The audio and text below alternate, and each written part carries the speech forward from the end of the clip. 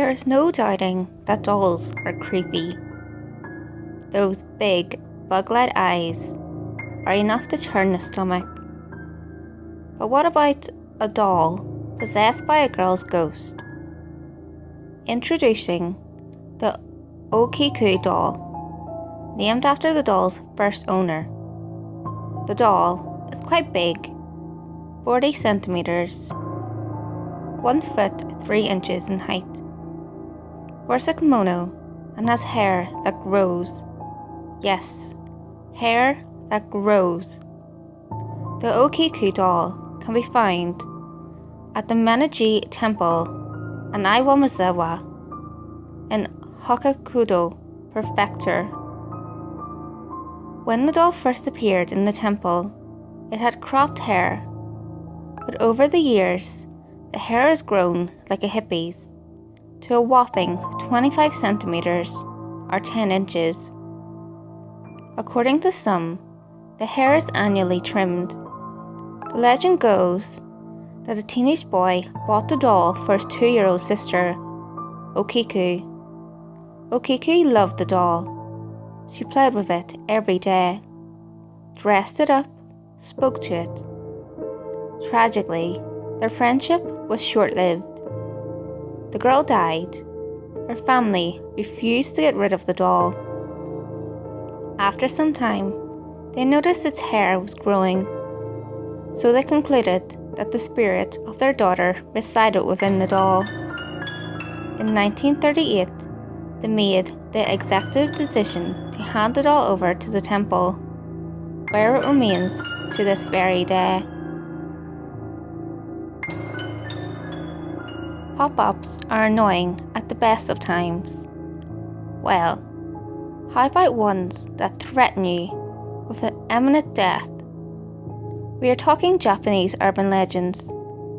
So if the gaming glove fits, the Red Room curse is simple. A pop-up appears on your computer with a red door and the question, "Do you like the Red Room?" in Japanese script. Once you click through a series of questions in the rudimentary flash design, your name appears at the bottom of a list of other names. You may even recognize some of them as your friends. This will be the last thing you do. The next day, you'll be found dead in your room. You have committed suicide and your walls are painted with your own blood. As internet memes go, it's safe to say that Grumpy Cat is a lot more fun. As with so many urban legends, there's an element of truth to the tale. In 2004, a 14-year-old student, known as the Girl A, killed her best friend in an infamous crime called the Sasbo slashing. When police investigated her computer, they clicked its browser history. The number 1 bookmark? The Red Room video. Pass me a tissue. Thanks. Hang on.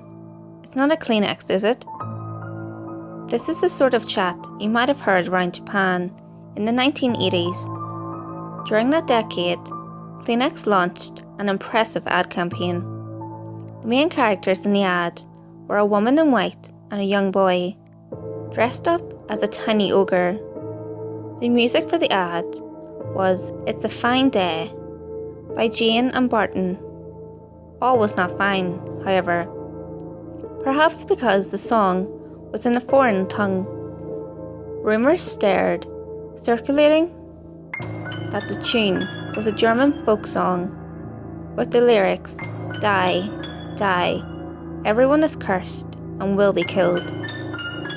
Probably not quite what Kleenex were going for.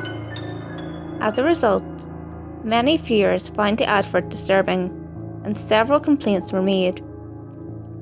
The ad was eventually pulled, but as soon as it was, the legends came thick and fast. The actress in the ad, Kiko Matsugaka, was allegedly driven mad, or had become pregnant with the devil's child, depending on who you listen to. the young child playing the ogre / pumpkin human hybrid died mysteriously. Every member of the crew that worked on the ad died as well. With all that death and destruction, you'd definitely need a tissue or two to keep the tears at bay. Have you ever wished your dog talked to you? Well, why don't you go and get yourself a Jinmenken? They are dogs with the face of a human. They've been reported in Japanese cities, are running alongside highways at supersonic speeds. Unlike other creepy Japanese creatures, the Jinmenken are harmless enough. If you leave them alone, they'll likely ignore you. If they do speak to you, it will generally be to insult you. But what are they?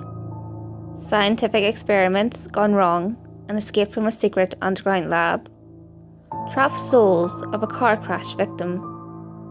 The least freaky theory is probably the best. According to this theory, Jinmenken are actually Japanese macaques who have dog-like fur and human-like faces.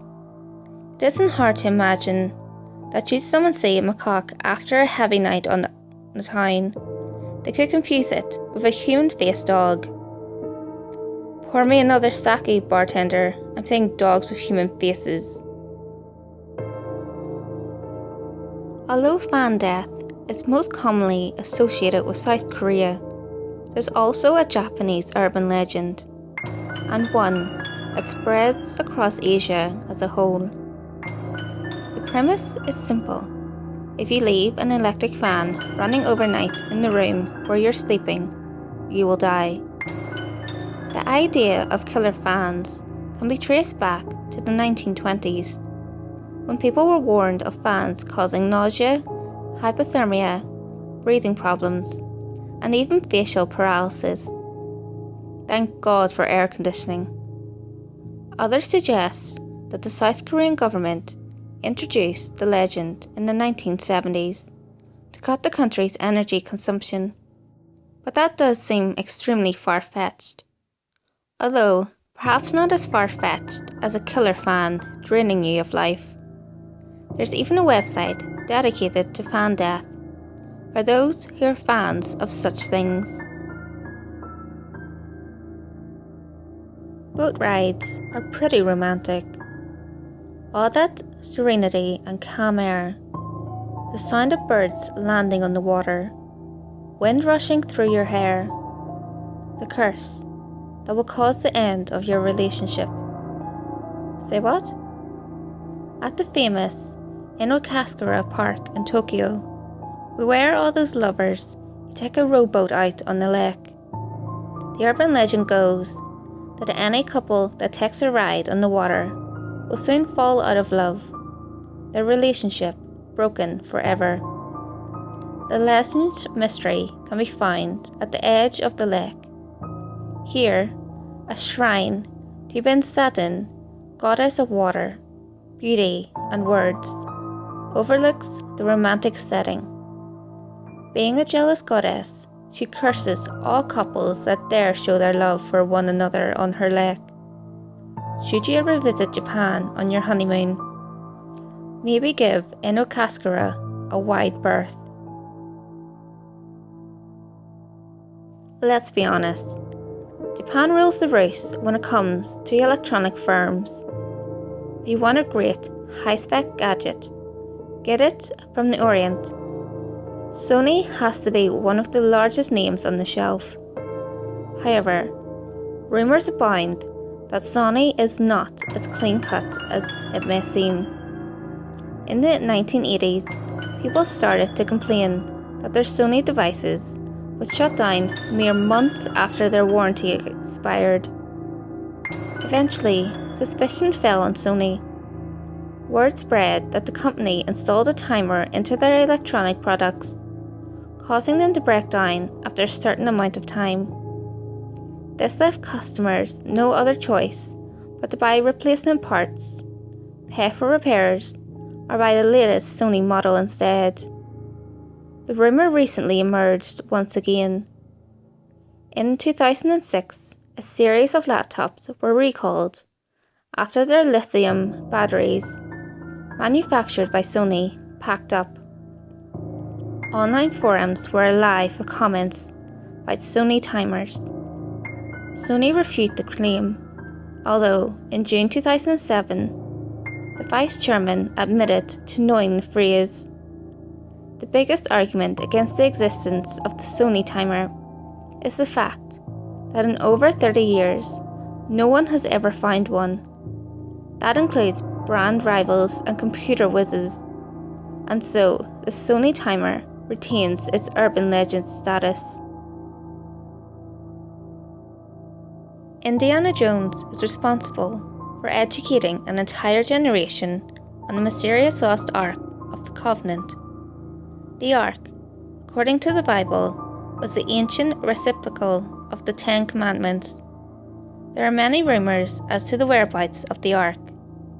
One of the most surprising places has to be on top of Mount Shirokiya on the island of Shikoku. The Ark, as built by Moses, apparently holds superpowers. Hence, it is a much coveted item. The Ark was originally housed in a temple built by King Solomon until roughly 1000 BC, when the Babylonians smashed the temple up. After this, the Ark's whereabouts are vague. Over the years, the Ark has been rumoured to be in Jordan, Egypt, Southern Africa, France, UK and Ireland. However, Japan is certainly the oddest country on that list. In fact, Mount Shirokiya is a landmark associated with Shintoism and Buddhism. So why there? This suggestion was made by a 1930 scholar, Masanori Takan. After years of studying the Ark's whereabouts, he concluded that it was to be found atop Mount Shirokiya. In 1964, when the Japanese government established the Shirokiya-san Quasi-National Park, all further excavation was banned for environmental reasons, and the mystery of the Ark in Japan was buried forever. The concept of the human pillar is pretty weird. Imagine, if you will, a building you love, maybe your childhood home, the bar where you had your first kiss, maybe the apartment where you're reading this list. Now imagine your body encased in the walls surrounding you. That's what a human pillar is.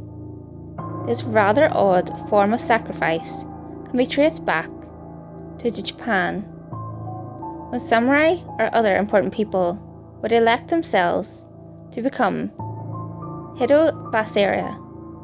This meant committing suicide and having their bodies encased within a building, or placed in the foundation. It was believed that the spirits became guardians of the building, fending off any evil spirits. The most famous case relates to the Masu Castle in Shimenken Prefecture. The castle was built in the 17th century, but its construction proved tricky, with several walls falling down. As a result, a human sacrifice was sought to steady the structure. At the time, a local festival called the Bon Festival was taking place. The castle's guards descended into the town, captured the prettiest dancer, and returned to the castle. Here, they killed their captive and embedded her corpse in the walls. The building work continued without a hitch, but of course, there's more. Once the castle was built, whenever a young girl would dance in the streets, the entire castle would shake. As a result, dancing was banned outright in the streets. The next time a DIY job isn't going your way, consider finding a dancer to sacrifice. In December 1932, the Shirokiya department store in Tokyo went up in flames. The fire tragically claimed the lives of 14 people, but the blaze is best remembered for the bizarre urban legend that surrounds the tragedy. In the smoke and confusion, several female shop assistants have found their way to the roof of the building, 8 floors up. Firefighters called for them to climb down the safety ropes. The women started their descent to safety, but at the halfway point, a strong gust of wind disturbed them. All of the women were wearing kimonos and, as is tradition when wearing a kimono, no underwear. The women, fearing that the wind would expose and shame them in front of the growing audience below, let go of the rope to cover themselves. In doing so, they plunged to their deaths. Curiously, in the ensuing days, the board at the Shirokiya department store ordered all its female employees to wear underwear. The sales of Western-style panties soared. No one disputes that the fire was real, but are the deaths an urban legend or a true tragedy? Let's have a look at a couple of facts. Kimonos are tightly bound, which makes the viewing of particular parts of the female anatomy almost impossible from below. Also, mixed gender, onsen, hot springs, where men and women would sit together naked, were all the rage in Japan for years before the tragedy. That suggests that the idea of women feeling such shame was quite unlikely. Bizarrely, however, the Japanese firefighting manuals and textbooks document the deaths. What are we to learn from this? The next time you're caught in a fire, make sure you're wearing your undies. Hey guys, if you enjoyed this video, give it a thumbs up and share it with your friends. You can also leave a comment below. All feedback, good or otherwise, is always appreciated.